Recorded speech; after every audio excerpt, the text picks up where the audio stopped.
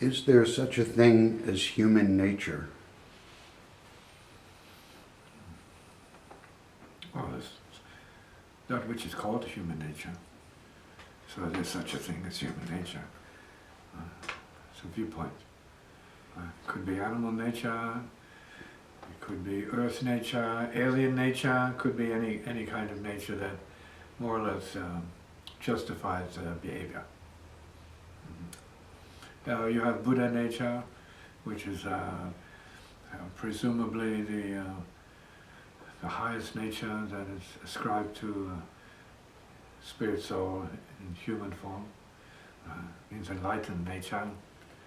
And so ordinarily people operate from a mental or karmic or emotional nature. Psychologic nature, ordinarily.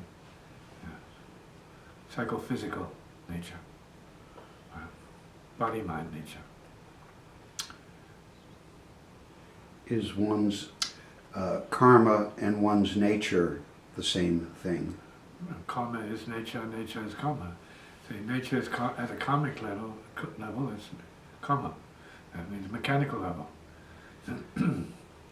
Karma is cause and effect. Things you're doing that have to be done because of your programming. Birth karma, blood karma. Go back to your parents having sex karma. Because of their parents having sex karma, straight down the line. Sex karma. We are born of sex karma. Is there a value in recognizing and coming to terms with one's nature or karma? No, you are who you are, and hopefully that's not enough for you. Hopefully you want to go beyond whatever you feel is your nature or yourself. You want to go beyond your self-nature. No. So, should we be accepting our nature and tendencies, or As a working? starting point, only as a step to get beyond. It's just a step. Everything is another step on the path. Whatever you identify, you have to get beyond your self-identification, your self-tendencies, your self-programming, all imagery relative to yourself, you need to get beyond it, otherwise you're stuck in it. So there has to be the concept of beyond, which implies some kind of openness beyond the form of whatever the thing is. The thing is not the form. We use forms to identify ourselves and put ourselves in little thing boxes. Right? The self thing, the past thing, the blood thing, the male thing, the female thing, the yogi thing, whatever the thing is. These are boxes. There's no such thing as anything. So there's a lot of no thing and not too much of anything. In the course of moving beyond one's self-identity, do you then create a new self-identity?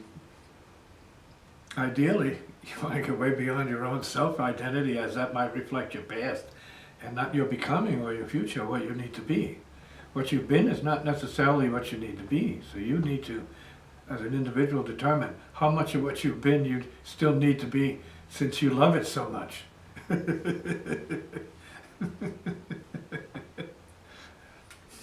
So,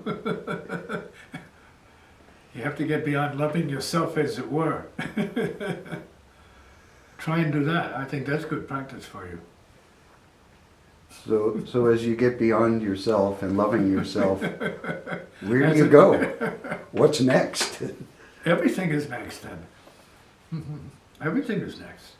So then it becomes a question of what haven't you been that you can be as a human yet?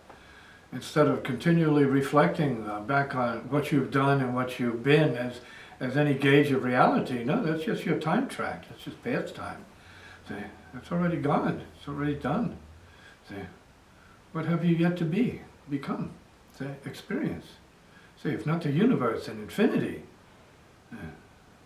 there's always much, much more than what's been. See, there's always much more space than the little things that are in it. The universe is vast. The heart is vast. It's not necessarily about particulars. It's about the total.